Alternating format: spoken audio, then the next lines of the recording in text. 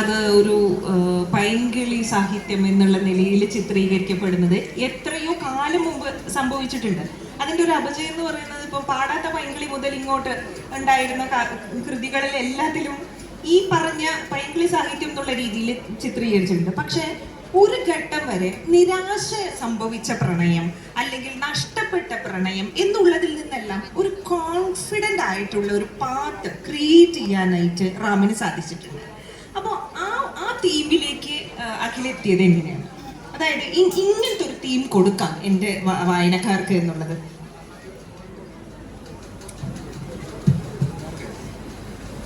ആദ്യമേ എല്ലാവർക്കും നമസ്കാരം. ഞാനിപ്പോൾ ഒരു പ്രോഗ്രാം മലപ്പുറത്ത് കഴിഞ്ഞിട്ട് ഓടി വന്നതേ ഉള്ളൂ. ഞാനിപ്പോഴും ഒരു കാറിൻ്റെ അകത്ത് ഇരിക്കുന്നതായിട്ട് എനിക്ക് തോന്നുന്നത്. ഒരു 100-110 ഒരു ആളെന്നെ ഇവിടെ എത്തിച്ചതാണ്. അപ്പോൾ സത്യം പറഞ്ഞാൽ ഞാൻ ഒന്ന് സ്റ്റേബിളായി വരുന്നതേ ഉള്ളൂ. ഞാൻ ഇന്നെ പറഞ്ഞ് കേട്ടോണ്ടിങ്ങനെ ഇരിക്കുകയാണ് ഞാൻ. അപ്പോൾ എന്തെങ്കിലുമൊക്കെ മിസ്റ്റേക്ക് പറയുകയാണെങ്കിൽ ക്ഷമിക്കണം. ഞാൻ പാലക്കാടിനെ പറ്റിയിട്ട് പറയുകയാണെങ്കിൽ ഞാൻ 3ാമത്തെ പ്രോഗ്രാമാണ് ഇപ്പോൾ പാലക്കാട്. വിക്ടോറിയ കോളേജിൽ മുൻപ് വന്നു? ഇല്ല, വിക്ടോറിയ കോളേജ് അല്ല, പാലക്കാട് ടോട്ടൽ എടുത്തിട്ടുണ്ടെങ്കിൽ വിക്ടോറിയയിൽ ആദ്യമായിട്ടാണ്. ഞാൻ പ്രോഗ്രാമിന് അധികം പോകുന്ന ഒരാളല്ല. കാരണം എനിക്ക് ഭയങ്കര പേടിയാണ്. ആൾക്കാർ ഇത്രയും പേരൊക്കെ നോക്കിയിരിക്കുമ്പോൾ സംസാരിക്കുമ്പോൾ നമ്മളൊരു റൂമിൻ്റെ അകത്തിരുന്ന് കഥ എഴുതുന്ന പോലല്ല. നമ്മളൊരു സ്റ്റേജിൽ വന്നിരിക്കുമ്പോൾ നിങ്ങൾ അവിടെ ഇങ്ങനെ ഓരോ സ്ഥലത്ത് സേഫായിട്ടിരിക്കുന്നുണ്ട്. പക്ഷെ നമ്മളെ ഇത്രയും പേര് നോക്കുന്ന കാണുമ്പോൾ ഒരു ടെൻഷൻ ഉണ്ടല്ലോ. അത് ആരെങ്കിലുമൊക്കെ സ്റ്റേജിൽ കയറി സംസാരിച്ചവർക്ക് മനസ്സിലാവും. അപ്പൊ അതുകൊണ്ട് തന്നെ ഞാൻ പ്രോഗ്രാംസിന് പോകാറില്ലായിരുന്നു. പേടിയാണ്. ഒരു സ്റ്റേജിൽ വെച്ചിട്ട് എനിക്ക് ഒന്നും പറയാൻ പറ്റില്ല. ഞാൻ സ്ഥലം നന്ദി എന്ന് പറഞ്ഞിട്ട് ഇറങ്ങി പോകുന്നു. അപ്പോൾ അതുകൊണ്ട് തന്നെ പിന്നീട് അതിനുശേഷം കുറെ നാൾ ഞാൻ പ്രോഗ്രാം ചെയ്തില്ല. അപ്പൊ DC ബുക്സിൽ നിന്നാണ് പറഞ്ഞത് അവർ പ്രോഗ്രാം പിടിക്കുമ്പോൾ ഞാൻ പോകത്തില്ല, പനിയാന്നൊക്കെ പറഞ്ഞ് വീട്ടിൽ കിടക്കും. അപ്പൊ എനിക്ക് പറഞ്ഞ് അങ്ങനെ ചെയ്യരുത്, ഒരു എഴുത്തുകാരന് അങ്ങനെയും കൂടെ ഒരു ഉത്തരവാദിത്വമുണ്ട്, ആൾക്കാരെ പോയി കാണണം, സംസാരിക്കണം എന്നൊക്കെ പറഞ്ഞിട്ട്. അപ്പൊ പിന്നെ ഇപ്പൊ ഒന്ന് പ്രോഗ്രാം ചെയ്ത് തുടങ്ങിയുള്ളൂ. അപ്പോഴാണ് പ്രോഗ്രാം ഇങ്ങനെ വരികയാണ്. അപ്പൊ പിടിച്ചപ്പോൾ എല്ലാം കൂടെ പിടിച്ചു. ഇപ്പൊ മലപ്പുറത്ത് എങ്ങനെയോ ഞാൻ ഇവിടെ എത്തിയതാണ് നിങ്ങളെല്ലാം കാണാൻ. അപ്പൊ നോക്കിയപ്പോൾ ഇത്രയും ആൾക്കാരെ ഞാൻ ഒട്ടും എക്സ്പെക്ട് ചെയ്തില്ല. വളരെ സന്തോഷമുണ്ട് ഈ ഒരു ഉച്ച കഴിഞ്ഞ സമയത്ത് നിങ്ങൾ എന്നെയും നിന്നെയും ചേച്ചിയാണോ അപ്പൊ കേൾക്കാനൊക്കെ ആയിട്ട് കാത്തിരുന്നതിന്. പിന്നെ എന്നോട് ചോദിച്ചത് പൈങ്കിളി അല്ലേ? അല്ല, പൈങ്കിളി സാഹിത്യം എന്നുള്ളൊരു ഘട്ടത്തിൽ നിന്ന് ശരിക്കും വളരെ കോൺഫിഡന്റ് ആയിട്ടുള്ള ഒരു പാത്ത് റാമിലൂടെ എക്സ്പ്രസ് ചെയ്യാൻ സാധിച്ചിട്ടുണ്ടല്ലോ. അതിനെ പൈങ്കിളി എന്ന് പറയില്ല, ഒരു നിരാശ അല്ലെങ്കിൽ എന്തെങ്കിലും ഒരു ലൈംഗികമായിട്ടുള്ള കൃഷ്ണയോടുള്ള ഒരു അഭിനിവേശം, അതെ, അങ്ങനെ ഒന്നും വിഭാഗീകരിക്കാൻ പറ്റാതെ കറക്റ്റ് ആയിട്ടുള്ള ഒരു കോൺഫിഡന്റ് പാത്ത് റൊമാൻറ്റിസിസം എന്നുള്ളതിന് കൊടുക്കാനായിട്ട് അഖിലിന് സാധിച്ചു എന്നുള്ളതാണ്. അതുകൊണ്ടാണല്ലോ അവരത് വായിച്ചതും. അപ്പൊ അതിലേക്ക് എത്താനായിട്ട് എന്തായിരുന്നു? ഞാൻ ചെന്നൈയിൽ പോയത് പ്രളയത്തിനെ പറ്റിയിട്ട് ഒരു കഥ എഴുതാനാണ്. ഞാൻ 2017 എൻ്റെ ഒരു ഫ്രണ്ടിൻ്റെ കൂടി അവിടെ ഒരു ഫിലിം ഓഡീഷന് പോയി. അവൻ ആക്ടറായിട്ട് ആഗ്രഹിക്കുന്ന ആളായിരുന്നു. അപ്പൊ ആളകത്ത് കയറിയപ്പോൾ എന്നെ കേട്ടില്ല. എനിക്ക് പറഞ്ഞ് പുറത്തിറങ്ങി പോയിക്കോളാൻ പറഞ്ഞു. അപ്പൊ ഞാനിങ്ങനെ പുറത്തിറങ്ങി നടക്കുകയാണ്. അവിടെ കാണുന്നപ്പോൾ അവിടെ കുറെ വെള്ളമൊക്കെ കെട്ടിക്കിടക്കുന്നു. ചേച്ചി എന്താ സംഭവം എന്ന് ചോദിച്ചപ്പോൾ എനിക്ക് പറഞ്ഞ് ഇവിടെ കഴിഞ്ഞ ആഴ്ചയൊക്കെ ഭയങ്കര പ്രളയമായിരുന്നു. ഞാൻ TV യിൽ കണ്ടായിരുന്നു. അപ്പോൾ അവർ പറഞ്ഞു തന്നു, ഇങ്ങനെ കുറേ അനുഭവങ്ങൾ പറഞ്ഞു തന്നു. അപ്പം നമുക്ക് ഇവിടെ പ്രളയം ഉണ്ടായിട്ടില്ല. 2018 നമ്മൾ പ്രളയം അഭിമുഖീകരിക്കുന്നത്. അപ്പോൾ ഞാനപ്പോൾ ഓർത്തു പ്രളയത്തിനെ പറ്റി ഇവർ ഇത്രയും പറയുമ്പോൾ എന്തെങ്കിലുമൊക്കെ എഴുതണമെന്ന് തോന്നി. പിന്നെ അന്ന് ചെന്നപ്പോൾ ചെന്നൈയോട് എന്തോ ഒരു ഇഷ്ടം തോന്നി. അപ്പോൾ ഞാൻ വീട്ടിൽ വന്നിട്ട് വീട്ടിൽ പറഞ്ഞു എനിക്ക് ചെന്നൈയിൽ പഠിക്കാൻ പോകണമെന്ന് പറഞ്ഞു, ഫിലിം അക്കാഡമിയിൽ. അച്ഛൻ പറഞ്ഞു പോകണ്ടെന്ന് പറഞ്ഞു. ഞാൻ മെക്കാനിക്കലി കഴിഞ്ഞിരിക്കുന്ന സമയമാണ്. പണ്ടോട്ടേ ഉണ്ട്. എന്റെ വീട് സാധാ ഒരു വീടാണ്. അപ്പൊ അതുകൊണ്ട് നമ്മൾ അതൊക്കെ പറയുമ്പോ അച്ഛനൊക്കെ അത് അക്സെപ്റ്റ് ചെയ്യാൻ പറ്റത്തില്ല.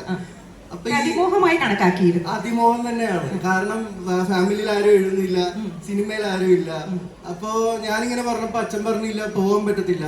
എനിക്ക് പാസ്പോർട്ട് എടുപ്പിച്ചു. ഞാൻ പഠിച്ചത് മെക്കാനിക്കല്. പാസ്പോർട്ട് എടുത്തിട്ട് പറഞ്ഞു ഗൾഫിൽ എല്ലാ യുവതി യുവാക്കൾക്കുമുള്ള ഒരു ഉപദേശം എന്ന് വേണമെങ്കിൽ കൂടി ഇത് പറയാം. ഉടനെ പാസ്പോർട്ട് എടുപ്പിക്കുന്നു എന്നുള്ളത്. അല്ല, സത്യമായിട്ടും എനിക്ക് ജോലി റെഡിയാക്കി എനിക്ക് പാസ്പോർട്ട് അപ്പം നമുക്കേ തരത്തുള്ളൂ, അച്ഛനും കൊടുക്കില്ല, എനിക്കല്ലേ തരത്തുള്ളൂ.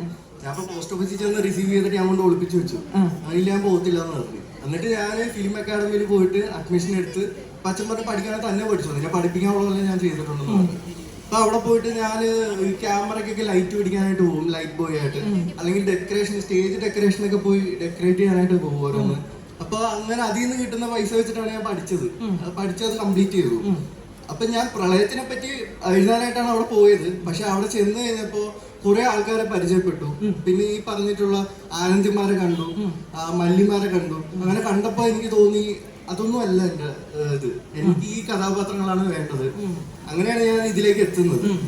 പിന്നെ ഒരു സ്റ്റോറി ചെയ്യുന്ന സമയത്ത് എനിക്ക് മാക്സിമം ഇമോഷൻസ് അതിൻ്റെ അത് കൊണ്ടുവരണമെന്ന് ആഗ്രഹമുണ്ട്. ഇപ്പൊ മുൻപുള്ള മെർക്കുറിയലിന്റെ അടുത്തിട്ടുണ്ടെങ്കിൽ അതിൻ്റെ അകത്ത് എല്ലാം ഫാന്റസി ഉണ്ട്. ഫാന്റസി കഥാപാത്രങ്ങൾ തീക്കകത്തൂടെ പോകും, മഞ്ഞിന്റെ അകത്തൂടെ പോകും, മണ്ണിന്റെ അടിയിൽ കൂടെ പോകും, മരത്തെ കൂടെ പോകും, പറന്നു പോകും, എല്ലാം ചെയ്യും.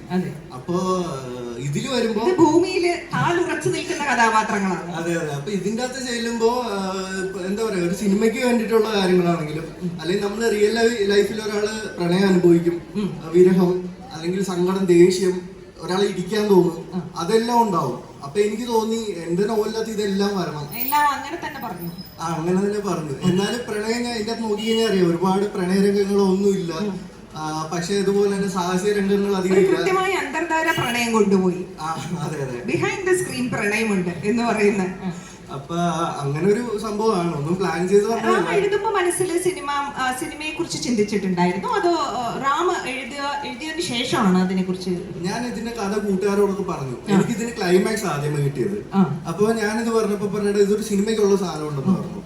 അപ്പൊ ഞാൻ പറഞ്ഞു സിനിമ ഇപ്പൊ നോക്കുന്നില്ല. ആദ്യമേ നോക്കി. ഞാൻ പറഞ്ഞു ഇതൊരു സിനിമാറ്റിക് നോവൽ എന്ന രീതിയിൽ എഴുതി നോക്കാം. അപ്പോ ഡയറക്ടേഴ്സ് ആരെങ്കിലും ഒക്കെ പിന്നീട് അപ്രോച്ച് ചെയ്യുമല്ലോ. പിന്നെ എനിക്ക് കൂടുതൽ ഇഷ്ടം, സിനിമയെക്കാട്ടിലും കൂടുതൽ ഇഷ്ടം പുസ്തകമാണ്. കാരണം നമ്മളിപ്പോ ഒരു തിരക്കഥ എഴുതുന്നത് പോലെ അല്ല, നമുക്ക് എന്ത് വേണേലും എഴുതാം നമ്മുടെ ബുക്കില്. പക്ഷെ തിരക്കഥയിലേക്ക് വരുമ്പോ അതിന്റെ അകത്ത് ഒരുപാട് കൺട്രോളിങ് വരും, പ്രഷർ വരും, അങ്ങനെ വരും. ആ ഒരു ചോദ്യം എന്റെ മനസ്സിലുണ്ടായിരുന്നു, അത് ഇതിന്റെ കൂടെ ചോദിക്കാം. ഇവിടെ ഇരിക്കുന്ന ഒരുപാട് എഴുതാൻ താല്പര്യമുള്ള ആളുകളും എഴുതി തുടങ്ങിയിട്ടുള്ള ആളുകളുമായവർക്ക് പലരുടെയും മനസ്സിലൊരു ധാരണയുണ്ട്, കഥ ആദ്യം എഴുതിയിട്ട് പിന്നെ അത് സിനിമാ രംഗത്തിലേക്ക് ഇറങ്ങിത്തിരിക്കാം. അപ്പൊ സിനിമയിലേക്കുള്ള ഒരു പാതയാണ് എഴുത്ത് എന്നുള്ളതിലേക്ക്. അപ്പം ഇതിലേക്ക് രണ്ടിലും വന്ന ഒരാൾ എന്നുള്ള നിലയ്ക്ക് ഈ ഒരു ട്രാൻസ്ഫോർമേഷൻ ഉണ്ടല്ലോ, കഥയിൽ നിന്ന് എഴുത്തിൽ നിന്ന് പിന്നീട് തിരക്കഥയിലേക്കും സിനിമയിലേക്കും പോകുമ്പോൾ ആ വ്യത്യാസം എന്താ തോന്നിയത്? അതിപ്പം കുറെ എഫേർട്ട് ഇട്ടിട്ടുണ്ടായിരുന്നില്ലേ? നമ്മളിപ്പോ ബുക്ക് എഴുതുകയാണെങ്കിൽ ഒരു കാര്യം ചിന്തിച്ചാൽ മതി, ബുക്കിൽ നിന്ന് റോയൽറ്റി കിട്ടും, അത് കഴിയുമ്പോൾ റൈറ്റ്സ് ചെയ്യുമ്പോൾ അതിന്റെ പൈസ കിട്ടും, സിനിമ സ്ക്രിപ്റ്റ് ചെയ്യുമ്പോൾ അതിന്റെ പൈസ കിട്ടും. മൂന്നാണ്. പക്ഷെ ഒരു സ്ക്രിപ്റ്റ് ചെയ്യുമ്പോൾ സ്ക്രിപ്റ്റ് മാത്രമേ പൈസ കിട്ടുള്ളൂ. അതൊന്ന്. രണ്ടാമത്തെ കാര്യം, ബുക്ക് ഇറങ്ങി ഒന്ന് ഹിറ്റായി കഴിഞ്ഞാൽ അതിൻ്റെ അകത്ത് ആൾക്കാർ കട്ട് ചെയ്യാനായിട്ട് ഇപ്പൊ ഡയറക്ടർ വന്നാലും നമുക്ക് കൃത്യമായിട്ട് പറഞ്ഞു തരും. സ്ക്രിപ്റ്റ് ആണെങ്കിൽ അതിൻ്റെ അകത്ത് വന്നിരുന്ന് റീവർക്ക് ചെയ്ത് നമുക്ക് പ്രാന്താവും.